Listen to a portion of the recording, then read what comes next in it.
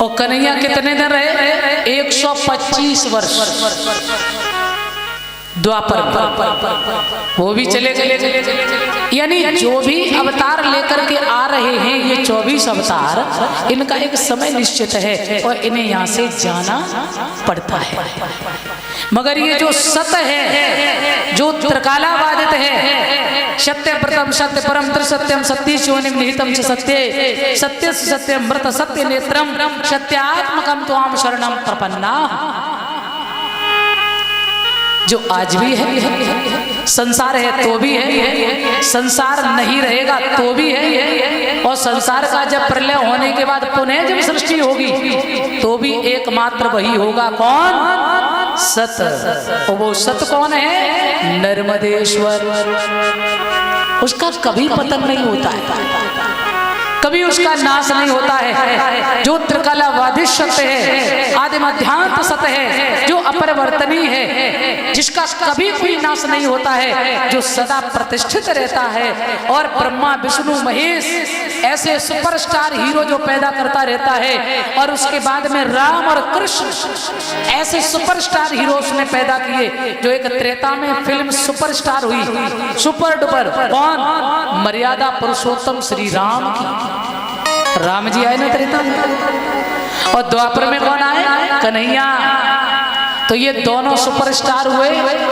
और ध्यान रखना, इन्हीं के पद चिन्हों पर हम सभी चल रहे हैं। और ये कथा क्यों सुनाई जा रही है आपको? ये हमारे पूर्वज जो हैं, राम है, कृष्ण है, बोले इन्हीं के पद चिन्हों पे चलो, राम जैसी मर्यादा रखो, राम जैसा परिवार में कैसे चलना है, पिता का सम्मान, बाबा का सम्मान, माता का सम्मान, परिवार में कैसे मुझे रहना चाहिए, ये मर्यादा मुझे कौन सिखाती है? राम कथा। और ध्यान देना, और जीवन जीने की कला यदि सीखनी है तो फिर कन्हैया से सीख लो। बोल गोविंद भगवान की।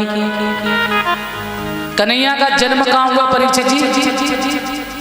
जेल में। देखो परीक्षित जानते हैं कहाँ हुआ? जेल में। अच्छा एक बात बता, हमारा आपका इतना तो सौभाग्य है कि कम से कम घर में तो जन्म हो, है कि नहीं? तो हम तुम अच्छे कि भगवान अच्छे? सही बता, हम तुम अच्छे हैं कि नहीं? कम से कम घर में जन्म हो। और कन्हैया जी बेचारे जेल में आए, और बहू के बाद चारों तरफ से पहरेदार लगे, कई बोले निकल न जाए, कैसे भी मारने के लिए तैयार खड़े, है कि नहीं?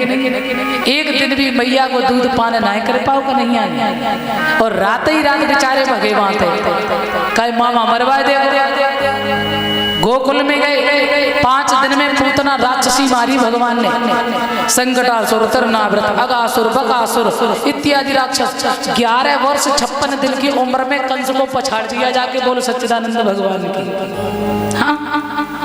और थोड़ा सा चैन में बैठे भगवान कि अब रहेंगे आराम से, तब तक जरासंध ने आक्रमण कर दिया, उसे भी परास्त करके जब द्वारिका का निर्माण किया भगवान ने कही अब आराम से रहेंगे। तो वहां पे भी भगवान के पुत्र जो हुए हैं उन्होंने अपराध कर दिया, संतों का अपमान कर दिया। संतों ने श्राप दे दिया कि जाओ तुम सब अहीर आपस में लड़ लड़के मर जाओगे। अब बताओ, और भगवान की आंखों के सामने ही पूरे परिवार का विध्वंस हो गया, पूरा परिवार मर गया। कुछ थोड़े बहुत बचे थे, तेरे की संतान आज हम लोग हैं। हाँ, आंखों के सामने ही विध्वंस हुआ।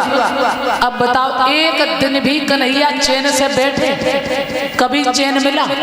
कभी नहीं। और फिर भी तुमने कोई पोस्टर भगवान का कभी रोते हुए देखा?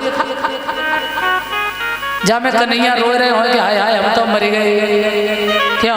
पीछे कभी कन्हैया का पोस्टर कोई रोता हुआ देखा है? सदा मुस्कुराते ही रहते हैं। क्यों? क्योंकि वो हम सबको ये सीख दे रहे हैं कि कैसी भी विषम परिस्थिति क्यों ना आ जाए, मगर तुम केवल ईश्वर अंश हो, हमारी संतान हो। कैसी भी विपत्ति आ जाए मगर अपने लक्ष्य को कभी छोड़ना नहीं। चलते जाइए वीर तुम बड़े चलो, धीर तुम बड़े चलो, सिंह की दहाड़ हो सामने पहाड़ हो, अरे चलते जाइए। जब आपका उद्देश्य मजबूत होगा तो मंजिल तो तुरंत आसान हो जाएगी। वो कृपा करने वाला बैठा है ना, चलो तो सही।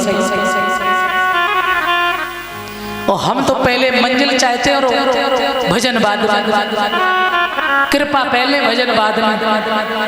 अजी प्रभु जी इतना काम कर दो तो हम तुम्हें इतने रुपया का प्रसाद चढ़ाएंगे, लालच देते हैं।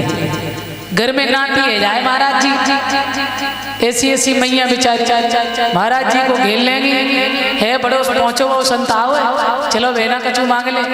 महाराज जी ने घर में नाती आ जाए तो बस चकाचक गाड़ी है जाए, बस नातनी के लेने का लड़का मिल जाए।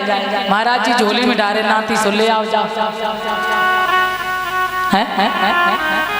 कभी भी संत महापुरुष की शरण में जाओ, कभी भगवान के पास में जाओ तो ये व्यर्थ के प्रश्न मत करो। संत महापुरुष से जाकर के केवल एक ही क्वेश्चन करो, क्या बोले हमें ये बताओ भगवान मिलेंगे कि नहीं।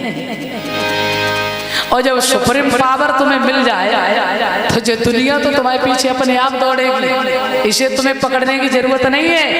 केवल उसको पकड़ लो जिसे पकड़ना चाहिए। उस पार ब्रह्म को जब पकड़ लोगे ना तो दुनिया तुम्हें पकड़ने को घूमेगी, कभी छोड़ेगी नहीं। बोल गोविंद भगवान की इतना पावर है उसमें। तो इसलिए इस यानी जो इतने इतने सुपरस्टार हमारे भगवान राम हुए, कृष्ण हुए, इन्होंने मुझे जीने की कला सिखाई है। इन्होंने मुझे परिवार का यानी सम्मान कैसे होता है ये मुझे राम कथा सिखा रही है। तो मेरे श्रोता बंधुओं ध्यान रखना, इसलिए ये हमारे पूर्वज हैं, इनके मार्ग पर हमें चलना चाहिए। राम ने जो कहा है सो करो, कहते हैं ना। रामचरितमानस मुझे क्या सिखा रही है? जीवन जीना सिखा रही है, कैसे परिवार में रहना। और ध्यान रखना, बहुत से लोग तो सोचते हैं कि कन्हैया ने 16,108 ब्याह करे, हम 2-4 कर लेंगे तो कौन सी परेशानी। सत्य बात है, कौन सी परेशानी, हम तो करे 15 कर ले। हाँ, पर है चमत्कार। कन्हैया ने तो 5 दिन में पूतना मार दी थी, तुम्हें क्या बताएं, तुम किने मार सकते हो। भगवान ने 21 किलोमीटर की गिरद में गिरिराज पर्वत जो रखा था उसे केवल 51 अंगुली पर धारण किया। तुम्हें 1 कुंटल को बोरे ही धल्ले हुए घंटा गिला सुराम नाम सत्य हो जय बोल गोविंद भगवान की। हाँ, और शेख किने की कर रहे बराबरी है, कन्हैया ने करे तो कौन सी बड़ी बात है। उन्हें तो करे थे, तो उन्हें तो पूतना मारी। गिरिराज पर्वत उठा, अगासुर बकासुर उन्होंने तो सर्प को पकड़ा और यूं चीर दिया पकड़ के। और तुम्हारे तो सामने तो है कि निकल जाए, तुम्हें अटैक उपज जाए सर्प देख के। वो बराबरी की नहीं बोले कन्हैया, क्या बात, बड़ा बेईमान मनस हो गया। अरे कन्हैया ने जो किया है उसे तुम मत करो और न कर पाओगे। कन्हैया जो कह रहे हैं उसे केवल करो, और राम ने जो किया है उसे करो। राम ने 14 वर्ष वनवास एक माँ को प्रसन्न करने के लिए और संतों को दर्शन देने के लिए राम ने 14 वर्ष का वनवास स्वीकार किया। जंगल में गए और वहां जाकर के उन्होंने कई संतों के दर्शन किए, उनका कल्याण कराया है। तो राम ने जो किया वो करो, और कन्हैया जो कहते हैं हाँ। इसलिए राम से मर्यादा मिल रही है हमें, और कन्हैया से जीवन जीने की कला मिल रही है। तो मेरे श्रोता बंधु तो सत समझ ले, सत की बात हो रही थी, जो कभी जिसका नाश नहीं होता है। ये हमारे भगवान जितने हैं इनका एक समय है, समय के बाद चले जाते हैं। मगर नर्मदेश्वर वो शक्ति है, आप अपने मेरे हर पर्चे में आप मंत्र को पढ़ते होंगे, ओम श्री साईं नर्मदेश्वर महादेवाय नमः। ओम नाम परमात्मा, श्री सम्मान सूचक, और श्री के कई अर्थ हैं। श्री हमारी माताएं जो सिंदूर भरती वो भी श्री है, ये तिलक जो लगाते ये भी श्री है, और एक श्री हमारे संत महापुरुष इनके नाम के आगे श्री लगाई जाती है। श्री 1008। एक श्री माता लक्ष्मी, एक श्री हमारी माताएं भी हैं। तो यहाँ बात है ओम नाम परमात्मा भगवान विष्णु, श्री माता लक्ष्मी, आगे आता है साईं। ये कहाँ से आए हैं सब? साईं साधन की, सा माने साचा, ई माने ईश्वर। तो साचा ईश्वर कौन है? और साईं केवल शिरडी वाले बाबा का नाम नहीं है। साईं आज से नहीं है। साईं इतना दीजिए जामे कुटुंब समाए, हरिश्चंद्र ने कब कहा? सतयुग में। साईं इतना दीजिए जामे कुटुंब समाए, और मैं भी भूखा ना रहूं कोई साधु न भूखा। अर्थ समझो, अर्थ साचा ईश्वर, साधन ई, सा माने साचा, ई माने ईश्वर। जय जय जय हनुमान गोसाई, कछु न परीक्षा लीन गोसाई। माता सती ने खुद कही, हे साईं मैंने कोई परीक्षा नहीं ली। और किससे कही? भोले बाबा से। तो भोले बाबा को भी साईं कहा गया, राम को साईं कहा गया, कृष्ण को साईं कहा गया, हनुमान को साईं कहा गया। यहाँ तक जितने भी देव यहाँ अवतार लेकर आए हैं, जन्म लेकर आए, उन सबको साईं नाम से संबोधित किया गया है। और आपको कहीं अगर संशय भी लगे तो हम दिखा भी सकते हैं, ऐसा नहीं है। हम जितना भी आपको बोल के सुनाएंगे ना, उतना ही सुनाएंगे जितना मुझे बिल्कुल पक्की पता है, फालतू की नहीं। जिसपे मुझे दृढ़ता है, जिसपे मुझे विश्वास है, जिसे मैंने स्वयं पढ़ा है, मैं वही आपको बता सकते, प्रमाणित। और ये वो महामंत्र है ओम श्री साईं नर्मदेश्वर। आगे क्या था? नर्मदेश्वर। ये 33 कोटि देवी देवता, या जो भगवान के 24 अवतार जो हुए हैं, जितने भगवान इस धरा पर आए, तो ये कहाँ से आए? राम भी आए तो दशरथ कौशल्या से, कृष्ण आए तो वसुदेव देवकी से। आएगी नहीं डायरेक्ट, भले ही वो ब्रह्म से ही, मगर डायरेक्ट नहीं आए। मैया पिता को सहारा लियो कि ना लियो, पीछे लिया गया। हाँ, इन्हीं को तो नर्मदेश्वर कहते हैं।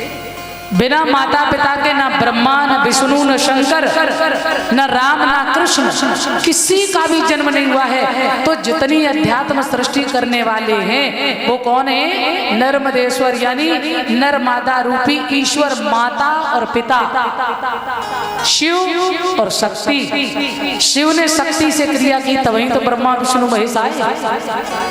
हाँ, अच्छा अब हम लोग हैं भौतिकता के, तो भौतिकता में भी जब तक माता पिता नहीं होंगे तब तक हमारा जन्म नहीं हो सकता है। मैंने कल सुनाया था ना, बिना माता पिता के कोई आता नहीं है संसार में।